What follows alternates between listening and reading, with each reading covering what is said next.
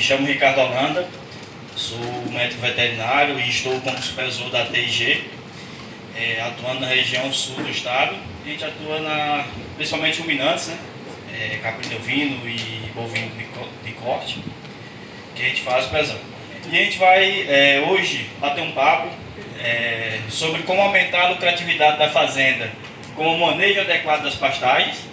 Então, não adianta só a gente ter uma pastagem de qualidade, formar uma pastagem bem formada e não manejá-la da forma correta, e a gente não consegue alcançar a lucratividade da propriedade.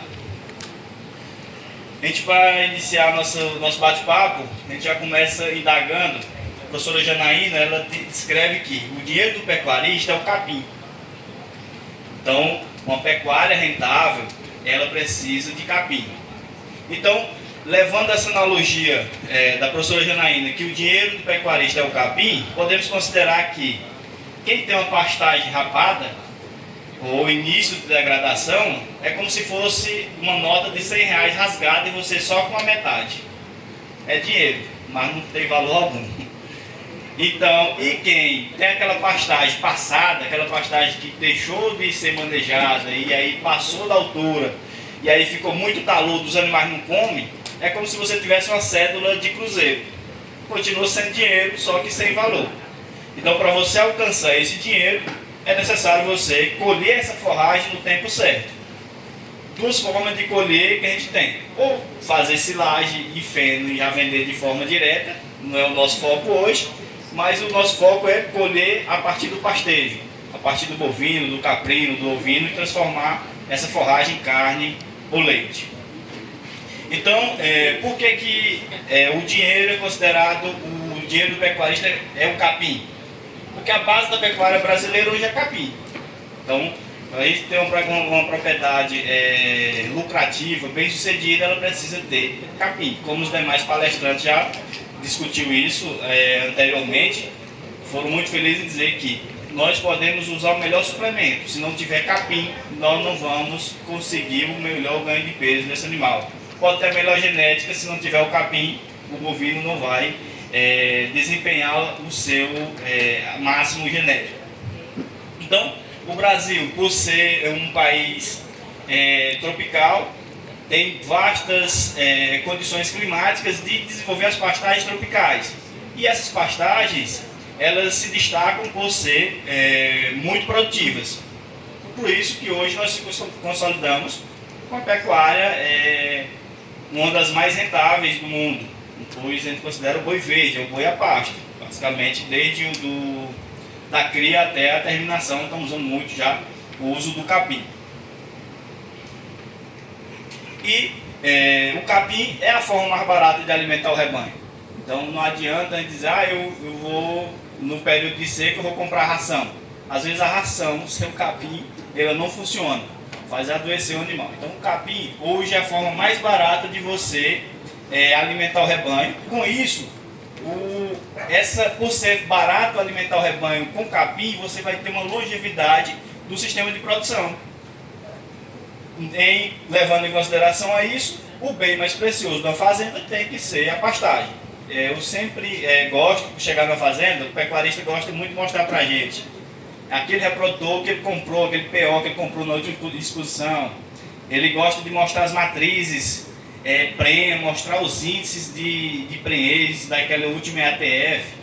E aí eu sempre olho as pastagens, e ali eu sei se a propriedade está tendo rentabilidade ou não. Às vezes ele comprou o melhor touro em termos de genética, porém se ele tiver uma pastagem rapada, a genética daquele touro não vai se expressar naquele rebanho.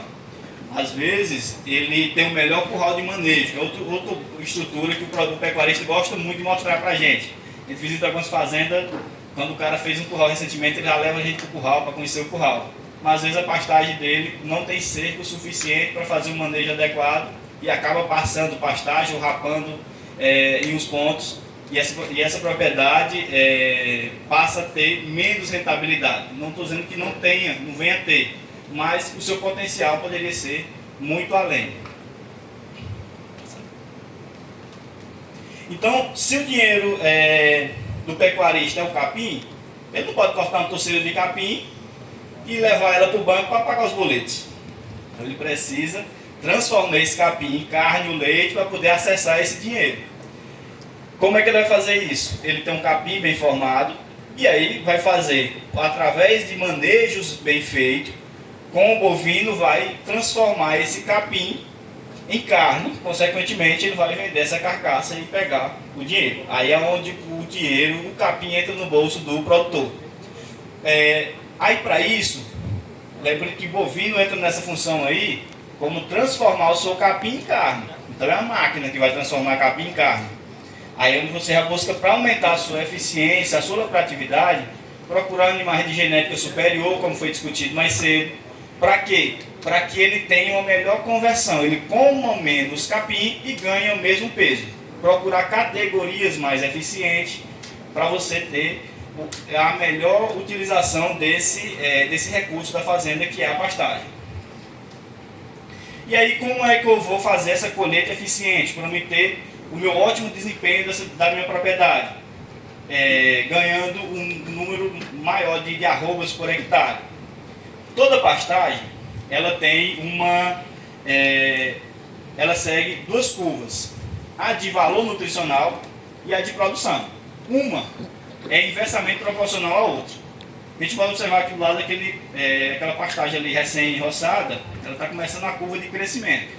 Naquele ponto ali, o teor nutricional é elevado, mas a produção de forragem é baixa. Se eu colocar um animal aí, ele vai ter o nutriente vai ser elevado, porém a carga animal vai ser muito baixa, porque não tem volume, não tem produção de forragem. Consequentemente, à medida que aumenta a produção de forragem, essa pastagem vai crescendo, há uma tendência de diminuir os nutrientes, como proteína, energia. Só que tem um ponto de interseção. Esse ponto de interseção é um ponto de equilíbrio entre eu tenho uma produção adequada com valor nutricional adequado. E aí é o ponto ótimo de pastejo que a gente chama. E aí ela se dá em altura, que vai variar de uma pastagem, de uma cultivar para outra. Então, nem toda cultivar vai ter a mesma altura de entrada, vai ter uma altura de colheita ideal. Então, cada cultivar tem a sua altura de pastejo adequada. E aí, o uso da altura, como indicativo de entrada e saída dos animais, ele é baseado no respeito à fisiologia da planta. Então, você vai estar respeitando a fisiologia da planta no termos de ganho, de oferta de nutrientes daquela forragem, consequentemente ganho de peso por parte do animal. Então, eu preciso respeitar a altura de entrada, porque é o ponto ótimo de colheita, onde eu tenho a produção adequada com relação ao valor nutricional dessa forragem adequada. E eu tenho que considerar também a altura de saída, porque à medida que eu não respeito essa altura de saída, por exemplo, uma cultivar mombaça, ela tem que ponto de entrada em torno de 90 centímetros ponto de altura de entrada e 40 centímetros o ponto de saída. A altura de saída é 40 centímetros. Então, aquela parte de 50 centímetros que o animal vai consumir, ali as folhas. No ponto de entrada aos 40 centímetros, termina a parte de colmo, de talo. Nessa parte de colmo, talo, é onde vai iniciar, onde vai estar presente as gemas de crescimento. Então, até 40 centímetros, o animal vai comer sua folha, não vai atingir as gemas de crescimento e, consequentemente, não vai interferir no crescimento da forragem. Então, a partir do momento em que os animais comem essas pontas de brotação, essas gemas de crescimento, que é quando você sai abaixo do tamanho da altura de saída, por exemplo, o capim é para sair com 40, você tira os animais com 20, você comprometeu as pontas de brotação. Então aquela pastagem ali, ela vai passar o dobro do tempo para se recuperar. É aquela pastagem que você tirou os animais, era para recuperar com 30 dias, e aí tem umidade, no período chuvoso, tem luminosidade e a pastagem não recupera. Por quê? Você comprometeu as pontas de brotação, as gemas de crescimento. E essa pastagem ela não vai desenvolver no tempo hábil que você estava esperando. Então ela vai demorar o dobro do tempo para fazer esse desenvolvimento. E aí, como é que eu sei o ponto de entrada e saída para as pastagens da minha fazenda? Às vezes eu tenho um andropólogo, eu tenho um mombaça, eu tenho um braquiária. Eu preciso estudar cada uma delas. Aí é onde vem a parte boa. Não precisa estudar para você saber qual é da sua pastagem. Por quê? A Embrapa ela já desenvolveu a altura de entrada e saída das diversas cultivares mais usadas no Brasil. Inclusive no material de vocês tem essa tabela aí com a altura de entrada e saída das principais pastagens do Brasil, que a gente mais utiliza. Se tiver alguma pastagem nativa que não esteja presente aí, no site da Embrapa vai ter essa altura de entrada e saída para essa pastagem. O que seria isso, pessoal? Uma pastagem braquiária do gênero braquiária, ao cultivar brisanta, rosiliense, decubens, ele vai entrar para pastejo com 40 centímetros de altura, é o ponto ideal de entrada, e vai sair, você vai retirar os animais dessa pastagem com 20 centímetros de altura. Até aí, os animais vão comer só ponta, só folha, só a parte mais nutritiva dessa forragem. E aí a conversão de forragem para carne, ela vai ser muito eficiente. Ao braquiário midícola, a entrada é com 20 centímetros e a saída com 10. Os pânicos, do gênero pânico, que predominam na nossa região, já muda um pouco a altura de entrada e saída, ele sai maior, então é mais alto. Então o colonhão, ele vai entrar com 100 centímetros, sair com 40. O Tanzânia com 70 centímetros, saída com 40. O Mombaça, muito comum nessa região, a entrada dos animais com 90 centímetros de altura, saída com 40. Aruanã, a entrada com 30, saída com 15. O Maasai, também muito comum nessa região, entrada com 55, saída com 25. E o Ares, entrada com 30, saída com 15. Temos os cultivares como do gênero Sidum, o Quartz Cross e o Estrela Africana, entrada com 30, saída com 15. O Gigs, também entrada com 30 e saída com 15. O Bermuda, entrada com 25, saída com 15. O Tifton, entrada com 25, saída com 15. O do gênero Peniceto, que a gente pensa que é só capim de corte, mas se você obedecer essa altura de entrada e saída, dá para você usar pastejo. É tão eficiente como cortar e fazer silagem? Não, não é eficiente. A silagem vai ser mais proveitoso, vai ter mais eficiência. Mas se você tem uma plantação de capim-elefante e você não tem uma máquina de siladeira ou sua máquina quebrou e precisa pastejar, é só obedecer essa altura de entrada aí, de entrar com 1 metro de altura e tirar os animais com 50 centímetros. Ele vai comer a porção de folhas e vai converter essa pastagem em carne. Então, o Napier, 90 centímetros de entrada e 50 centímetros de altura de saída. O Capiaçu, 80 centímetros de entrada e 40 de saída. O Quicuio, 20 centímetros de entrada e 10 de saída. E o Milheto, 60 centímetros de entrada e 25 de saída.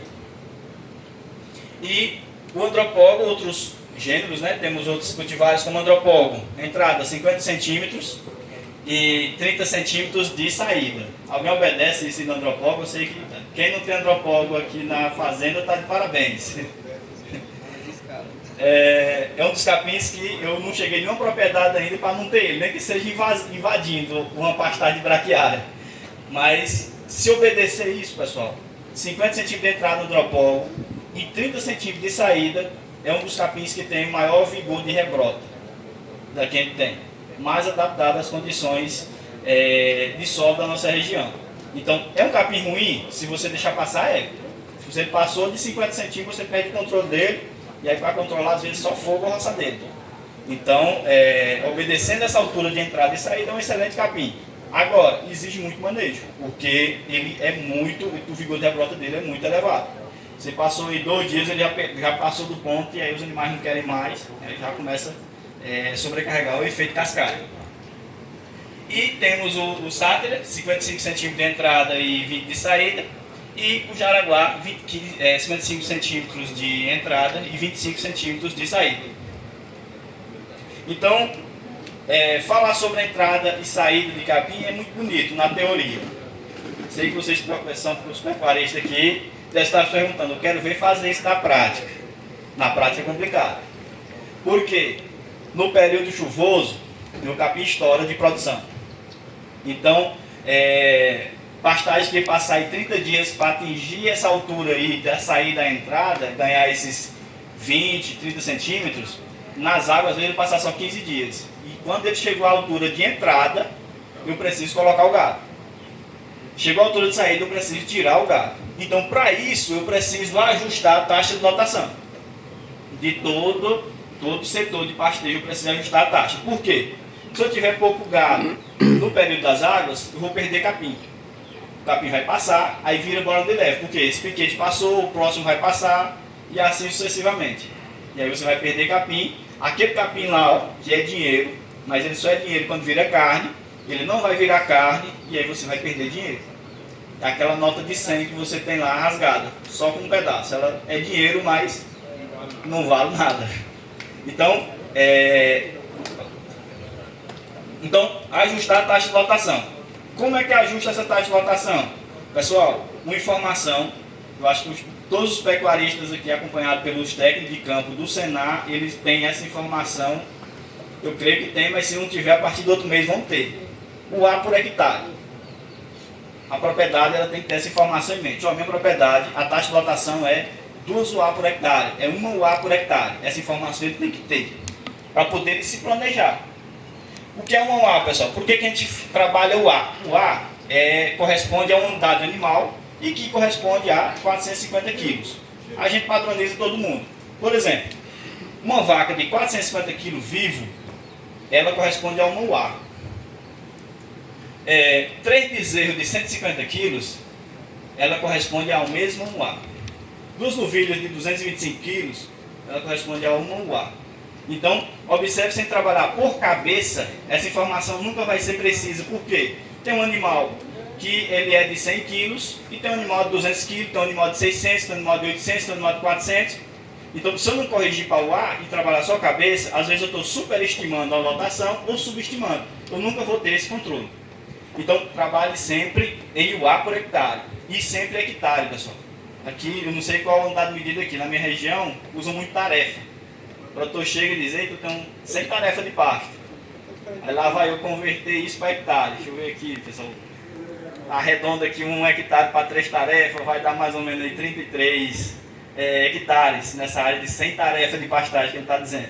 Então, converter, sempre trabalhar hectares e UA. E converter todo o seu rebanho para UA. Por quê? Às vezes você trabalha com recria, você tem uma categoria leve, às vezes é 2 animais para fazer um UA. Às vezes você trabalha com cria, cada matriz já corresponde a um UA. Então, converter-se para ter essa noção da taxa de lotação e ajustar com frequência.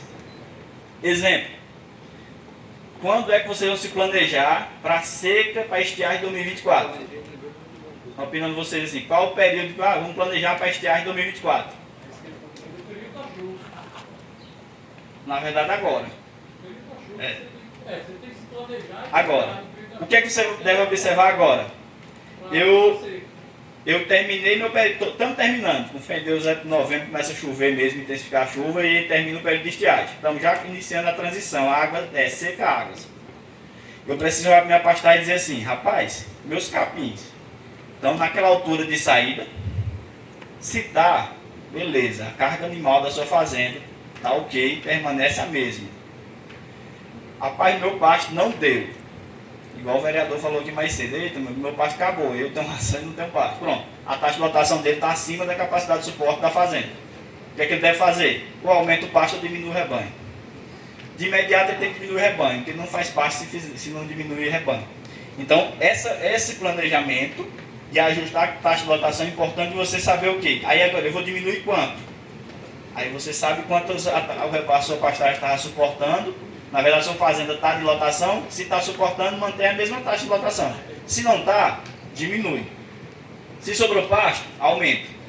Então, já ajusta do final do período de estiagem, você já se programa para a próxima estação seca. A outra coisa que a gente precisa saber, e eu acho que poucos pecuaristas sabem, quando ele pergunta assim, qual o tamanho de sua área? Ele não pergunta pastagem não, porque ele pergunta muito difícil. Ele pergunta, sua área total. Os pecuaristas começam a somar nos dedos. Então, não sabem o tamanho do prato. tamanho do prato, então ele não sabe quanto de forragem tem. E aí só botando gado. Aleatório. Então, o que eu preciso saber? O tamanho das minhas... Quanto de pastagem eu tenho para oferecer para meus animais. Por exemplo, essa fazenda, o produtor me chamou para a gente acompanhar ela. O primeiro passo que eu sugeri a ele, vamos mapear as pastagens. Mapeamos todas as pastagens, a fazenda que tinha 12 piquetes, com a área total de pastagem de 96 hectares. Pronto, agora vamos avaliar a capacidade de suporte desse piquete. Piquete mapeado, aí fomos trabalhar a carga animal em cima. Mas eu sabia o quê? Qual o tamanho do meu prato? Eu tinha 96 hectares de pasto. Aí eu fui avaliar a oferta também, né? Porque nem toda a área de piquete formada de capim tem que avaliar qual é a oferta, qual é realmente o grau. Isso a gente vai trabalhar mais na frente sobre nota de cada piquete. E aí, então, ajustou a taxa de lotação. Sei minha área de pasto, os animais em torno do piquete para pastejar. O que é que eu tenho que conhecer? Pessoal, o hábito do bovino. Eu preciso conhecer o hábito do bovino, que é meu hóspede na minha fazenda. Eu preciso saber o que é que ele gosta de comer, como ele gosta de comer. E o hábito do bovino ele se alimenta por meio de estações alimentares. Ele chegou na pastagem, ele vai introduzir aquela estação alimentar, vai começar a comer. Na estação alimentar, tem 4 tipos de plantas que o bovino procura. As preferenciais, as secundárias, as terciárias e os refugos. Ele vai chegar procurando quem? As preferenciais, é aquele brotinho. Aí não achou mais, vai para as secundárias, vai para as terciárias. Acabou as terciárias? Não come refúgio não, vai para a próxima estação alimentar. Então ele vai procurando o capim. Quanto mais o animal anda nos piquetes, você botou o animal aqui, não na primeira vez ele faz reconhecimento. Então, quando você colocar o animal nos piquetes, ele vai fazer reconhecimento da água. O primeiro ponto que ele vai identificar é a água. Se você vai trocar o gado de piquete, ele vai rodear ele todinho. Ele vai identificar o ponto de água onde ele vai beber. A partir da água, ele começa a estação alimentar. Então, a partir da água, ele vai começar a estação alimentar e vai se alimentar por faixa, da água para o final do piquete. Então, ele vai comer aquela primeira faixa, aquela primeira estação alimentar ali, procurou, acabou comeu as plantas preferenciais, secundárias, terciárias, vai para outra estação alimentar, em faixa. Deu sede, volta para a água para beber. Aqui ele comeu, vai para a segunda faixa, vai para a terceira faixa. Aí tem um problema. Do pastejo contínuo. De 7 a 8 dias, aquela pastagem que ele comeu primeiro, lá na primeira faixa, começa a rebrotar as primeiras folhas, começa a abrir as primeiras folhas de rebrota. E aí, você acha que ele vai fechar os olhos, vai dizer assim, não, agora eu vou lá para o final, porque eu não terminei o piquete ainda não. Ele não faz isso não, que o boi é preguiçoso. O boi gosta de coisa boa, só gosta de broto e é preguiçoso, não gosta de andar. Então ele vai voltar comendo broto. Aquela pastagem lá do fundo, que ele não andou ainda, que ele não se alimentou ainda, aquela pastagem vai passar, porque ele já está achando broto aqui pertinho da água e vai para lá fazer o quê? Vai ficar aqui mesmo. E ele vai comendo broto aqui. Aí é onde inicia o processo de degradação dessa forragem. É comum a gente chegar na propriedade, tá aqui o bebedouro, reservatório de água, ou açude, ou represa, seja qual for o reservatório de água. E aí você tende a ver pastagem, quanto mais próximo à água, mais degradada, mais longe da água passada. Então, por quê? Porque o hábito do bovino é comer em faixas. E aí, pessoal, como é que eu vou controlar isso? Aí a gente vai usar uma tecnologia que sem ela, ninguém falava em melhoramento genético, ninguém falava em ganho de peso como está hoje, e que todo mundo tem essa tecnologia na fazenda e negligencia, dizendo, não se considera, na verdade, como tecnologia que já é tão normal ter, e é uma grande tecnologia, que é cerca. Você precisa ter cerca para poder controlar o consumo do gado. Entendeu? Então, aí você vai implementar pastejo rotacionado. Pode ser alternado, tem dois tipos de pastejo. O contínuo é uma área só. Nesse caso aqui, os animais vão permanecer em uma área só. É o pastejo contínuo, entra seca e sai seca, e os animais naquela mesma área. Pastejo contínuo. A partir de 2 piquetes, é alternado, você vai alternando um para o outro. E a partir de 3, já pode trabalhar um rotacionado. O ideal do rotacionado é a partir de 4 piquetes.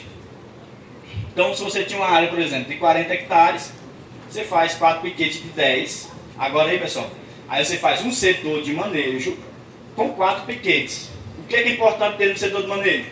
Todos os piquetes têm o mesmo tamanho. Por quê?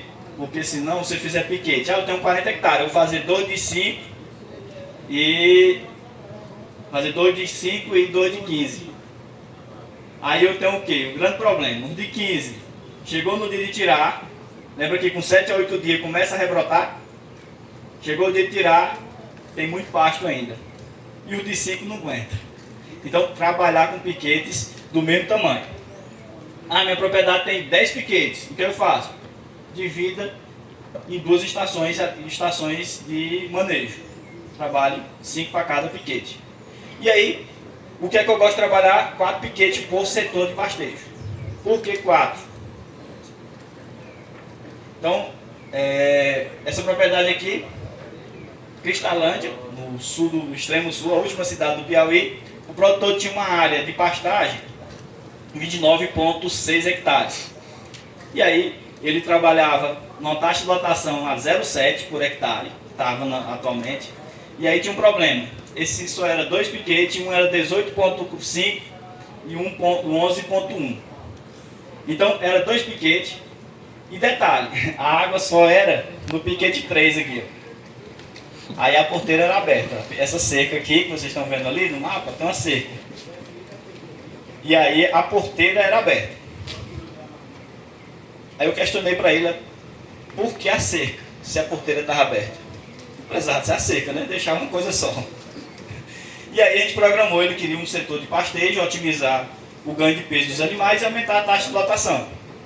E aí a gente trabalhou 4 piquetes de 7,4 hectares cada e trabalhamos um bebedouro com praça de alimentação, onde todos têm acesso por via corredores a todos os piquetes.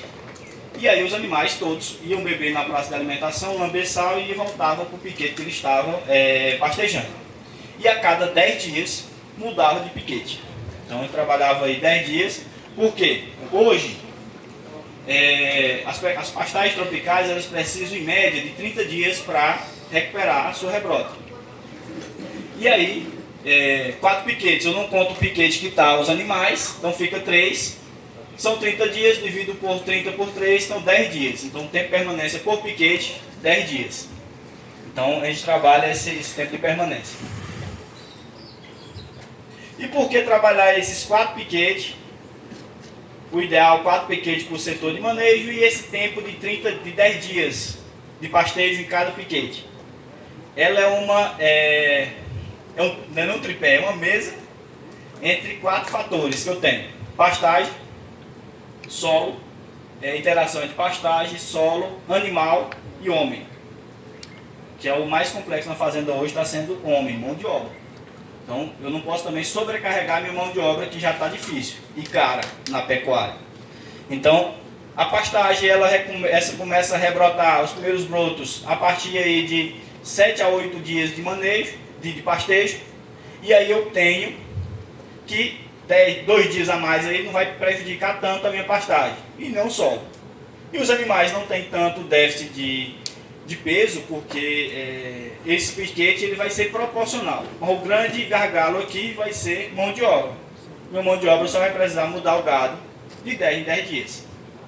Então, cada vez mais complexo a mão de obra, não sei como é que está aqui para o norte, porque a questão da complexidade da mão de obra, não encontrar mão de obra não é nem capacitada, é que tem interesse mesmo. Então a gente está desconsiderando se ela é capacitada ou não, a gente está capacitando, está mais barato capacitar do que já contratar uma capacitada, porque não tem. Então, para chegar para o cara e dizer assim, o que seria ideal? Seria ideal um piquete para pastejar um dia. Esse era o ideal. Só que aí, olha o problema que eu tenho. Todo dia aquele funcionário mudar o lote. Se eu trabalho 3 lotes, que hora ele vai terminar? O que esse funcionário vai fazer a não ser mudar lote? E se ele adoece? A pastagem que tolerar um dia vai ter que tolerar 2. Então é o dobro do tempo que ela aguenta. Aqui no de 10 dias não. Deu dia de mudar um dia de domingo, aguenta para a segunda. Só vai ser 10% a mais do tempo que ela suportaria. Não vai morrer não. Entendeu? Então, bateu o final de semana, o funcionário adoeceu, então tem liberdade para trabalhar essa mudança de lote. E aí, pessoal, o setor de pastejo, sempre a mesma cultivar.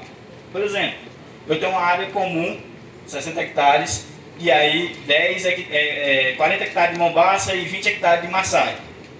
Faço um setor de manejo só? Não. Você faz dois setores de manejo. O setor da pastagem de mombaça e o setor de manejo da pastagem de maçai. Por quê? Eles possuem tempo de altura de entrada e saída diferentes, possuem palatabilidade diferente. Se você usar várias pastagens no mesmo setor de manejo, a tendência é que a pastagem menos palatável se sobressaia da mais palatável. Os animais vão comer só a mais palatável, vai bater ela e ela vai morrendo aos poucos, vai degradando e a outra vai invadindo.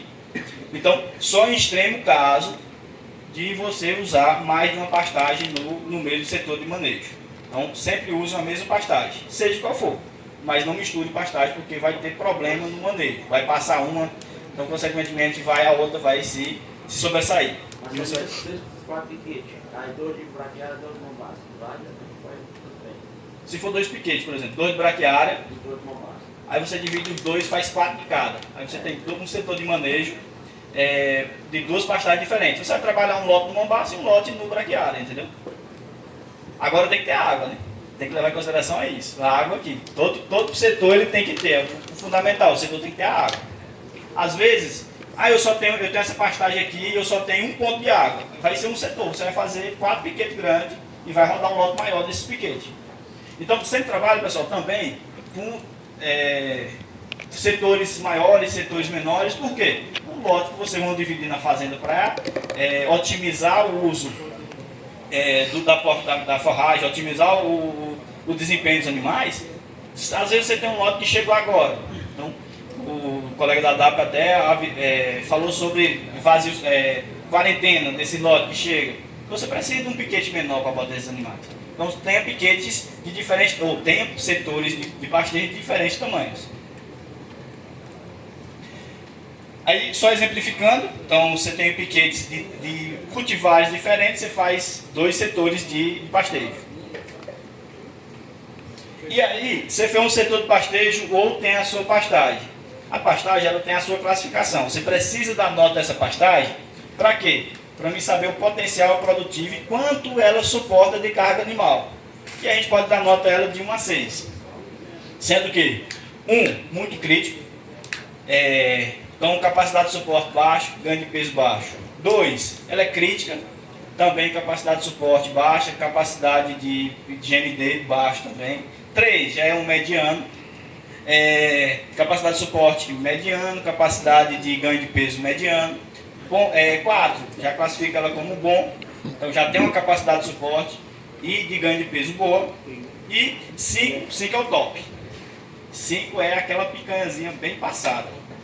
Então, e 6, gente, é aquela lá que você deixou cimentar. 6 é aquela pastagem que você formou bem formada, adubou, corrigiu, formou, chegou no ponto 5, o gado passava só olhando a cerca e vocês, não, vou deixar em cimentar. Aí ela passou. E aí ela passa a ser uma pastagem passada, é aquela picanha que acaba descuidou e ela queimou. Então você tem uma excelente carne, mas queimada. É a mesma coisa que você tem um piquete de braquiária passado. Você deixou de passar o ponto ideal de colheita, consequentemente você vai reduzir a eficiência de colheita e consequentemente o ganho de peso dessa área. Então aquele capim que ia virar dinheiro, já não vai virar como viraria antes se tivesse colhido no tempo certo. Então, as pastagens classificadas com nota 1 a 2, elas são pastagens ruins, 3 a 4, pastagens boas, pastagem 5, excelente, e a pastagem 6 é pastagens ruins novamente. Mesmo tendo uma grande oferta de forragem, ela não tem o valor nutricional adequado para ganho de peso dos animais. Então, a pastagem de nota 1, a oferta de forragem dela é limitada, então possui grandes falhas. Não vai ter falha, você olhar, você vai ver muitas manchas de solo. Alta infestação de plantas invasoras, acima de 80%. E há uma relação pasto por área muito, muito pouco. Então vai ser a pastagem, você vai classificar ela como a pastagem 1. Pastagem classificada nota 2, ela tem baixa oferta de forragem, consideráveis falhas de cobertura, mas menor de 30%, e infestação de plantas invasoras menor de 50%, e a relação pasto-área pouca. Então, mais tem pasto ainda, dá de aproveitar. A 3, a mediana, ela vai ter uma razoável oferta de forragem, poucas falhas de cobertura no solo, então menor de 20%, infestação de plantas invasoras não compromete a área, menor de 30%, e a relação área por pasto é aceitável, essa oferta de pastagem. A pastagem 4 é classificada como boa, ela tem boa oferta de forragem, poucas falhas de cobertura, pouca infestação de plantas invasoras, e a relação a pasto por área é uma boa oferta de pasto.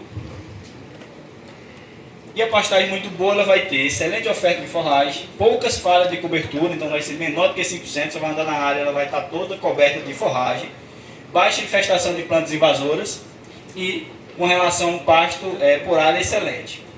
Pode passar. E a 6 é uma pastagem que passou do ponto do ideal. Então ela foi uma pastagem 5, virou a 6 e aí começou a ter um pasto com alta proporção de fibra e o pasto alto demais, os animais não vão comer, vai ter muita fibra e vai sobrar outra despesa para você ir, roçar, se você quiser acertar manejo.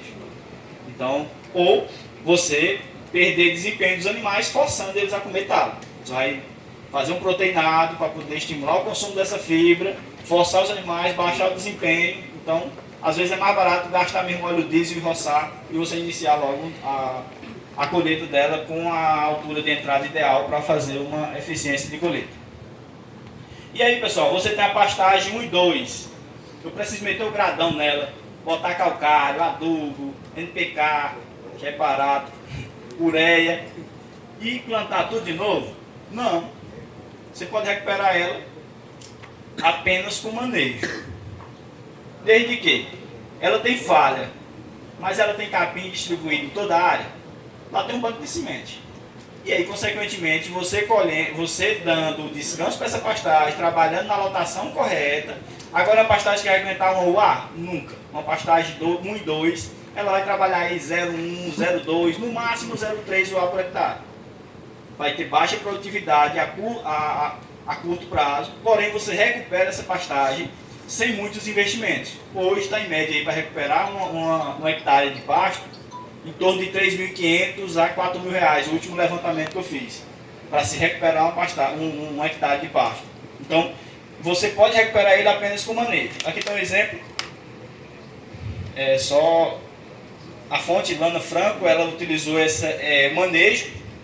O que ela fez aqui? Em 2001, a pastagem estava assim, ó, rapada, classificada como 2.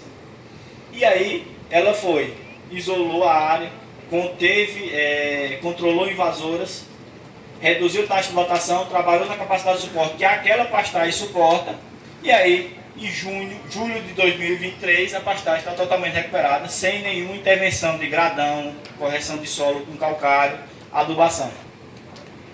Aqui, ó, setembro de 2021, setembro de 2023. E a pastagem recuperada apenas com manejo. O que foi feito? Setor de pastejo, controlou a lotação, trabalhou na capacidade de suporte que ela aguenta.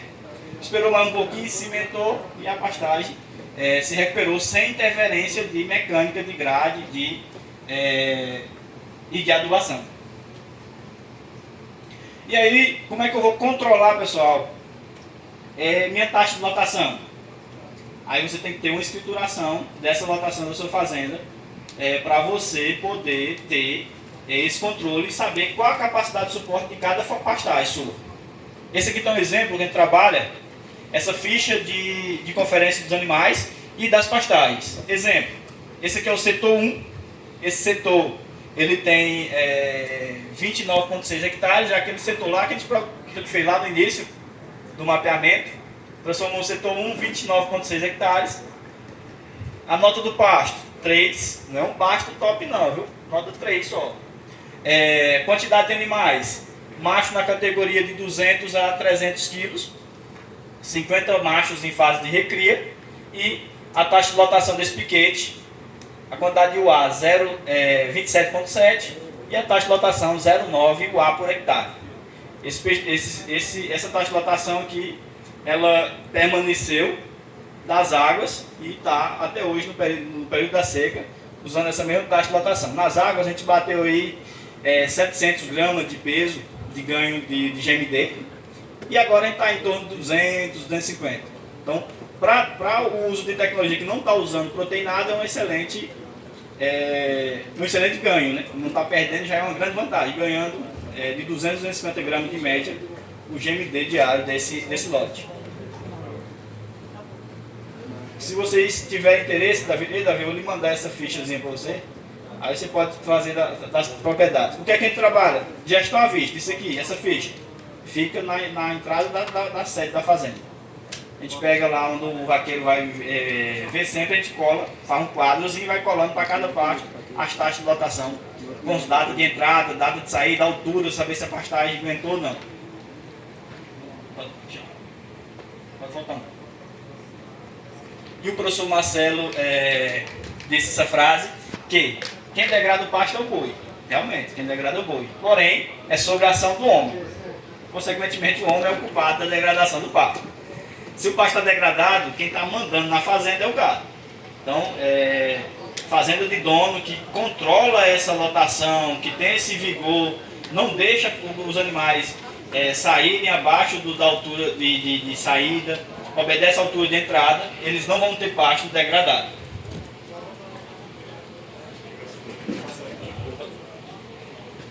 E era isso, pessoal, que a gente tinha falado sobre manejo de pastagem. E só um parêntese em relação a controlar a taxa de lotação da fazenda. Quem trabalha com cria, uma boa alternativa é a estação de monta. Por quê? No período das águas tem alta oferta de forragem, é onde suas vacas estão parindo, a taxa de lotação da fazenda vai aumentar. Aí você faz uma estação de monta, no máximo até abril. Quando for maio, faz o diagnóstico de gestação. Primeiro passo, descarta as vacas vazias. Aí você reduziu bastante a taxa de lotação da fazenda. Segundo passo, vende a bezerrada desmamada. Deixa só o que você vai ser de reposição, só a reposição das fêmeas. Então você reduz a taxa de lotação porque só fica com animais produtivos e a tendência é você não precisar se apertar para forragem. É só esse complemento que a gente ia falar. Eu agradeço o convite para participar desse evento e agradecer também a presença de todos vocês e parabenizá-los por esse grande evento.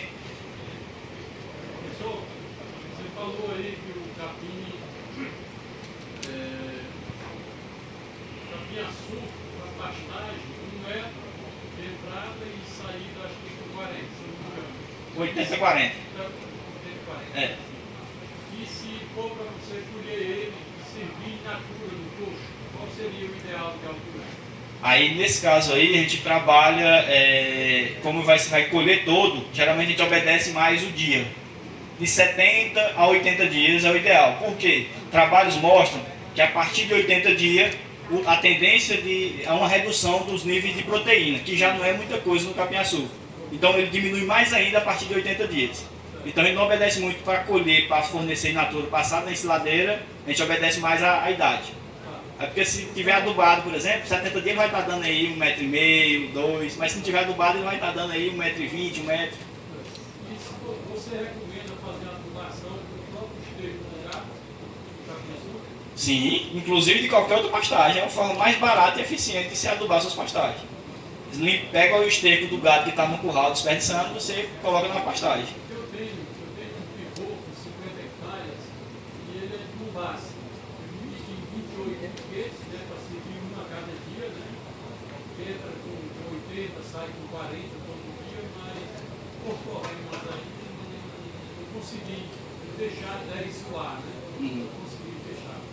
E o meu solo ele não é muito argiloso, E eu estou sentindo que está compactando muito o solo no peso do boi. Foi de 600 quilos, está uma caminhada, uma porrada de 150 quilos. E eu estou querendo mudar, estou mudando inclusive para capim-açu, para servir in natura. O capim-açu do corpo, mais a ração. Seu trabalho de confinamento, no caso. Você faz terminação intensiva no. Vou transformar de um semi-confinamento para um confinamento. Compacta mesmo, viu? O capim-açu irrigado, toda pastagem irrigada, porque ela vai ter umidade e aí ela compacta bem, porque o animal de terminação ele é mais pesado. E não subestime não, gente. a boiada de terminação, e aí a concentração, adensamento. Então, quando a gente ultrapassa de 10 UA por hectare, a gente já tem o primeiro passo de compactação, problema de compactação. Isso era interessante se você introduzisse essa questão da compactação no seu relatório, né? Porque muitos não falam disso, né? E é muito real. Eu agradeço a sugestão, a gente vai para as próximas. O tema de hoje era voltado mais para o sequeiro, né? A gente trabalha muito o sequeiro. Mas é o grande problema hoje, pessoal, quem trabalha com irrigação, principalmente no leite, a gente intensifica muito no leite, passou de 10 UA por hectare, aí já começa o problema de compactação. Até 9 UA, 8 UA, é tranquilo, a gente tolera. Passou essa taxa de lotação que no irrigado não basta dar 10, sossegado. Só que aí já tem um problema de compactação, aí roda um ciclo, o próximo não roda mais. Aí tem esse grande problema.